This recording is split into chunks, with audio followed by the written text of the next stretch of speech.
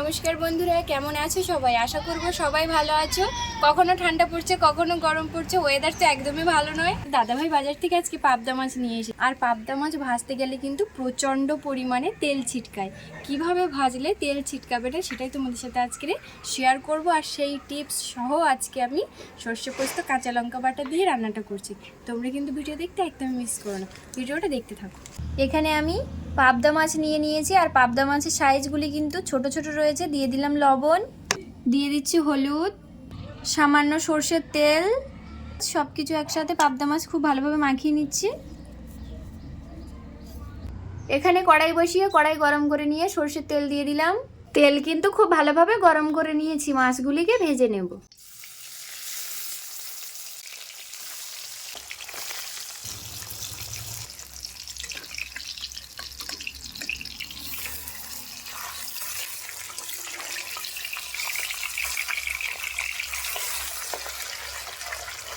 মাছগুলিকে ভেজে নিয়েছি, তবে খুব বেশি কড়া করে ভাজিনি। এবারে মাছগুলিকে উঠিয়ে নেব।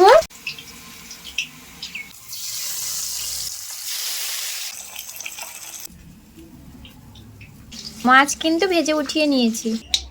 কড়াইতে তেল রয়েছে, তেলের মধ্যে দিয়ে দিচ্ছি কালো জিরে, কেটে রাখা লঙ্কা, কেটে রাখা টমেটো, দিয়ে দেব সামান্য হলুদ, অল্প পরিমাণে লবণ।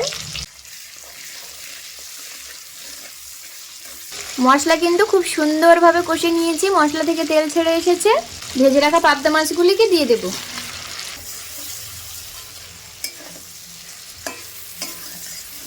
মাছগুলি দিয়ে দিয়েছি, সামান্য জল দেব।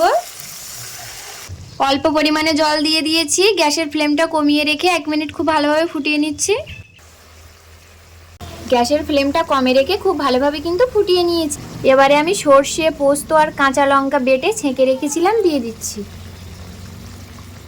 সর্ষে, পোস্ত আর কাঁচা লঙ্কা বাটা দিয়ে দিয়েছি। আরও 1 মিনিট ফুটিয়ে নেব। তো বন্ধুরা, আজকে সর্ষে, পোস্ত, কাঁচা লঙ্কা বাটা দিয়ে পাবদা মাছের রান্নাটা কিন্তু হয়ে গেছে, নামিয়ে নেব। তার আগে আমি একটু দিয়ে দিচ্ছি ধনেপাতা কুচি। তরকারিটা নামিয়ে নিয়েছি, একটা প্লেটে তুলে নেব।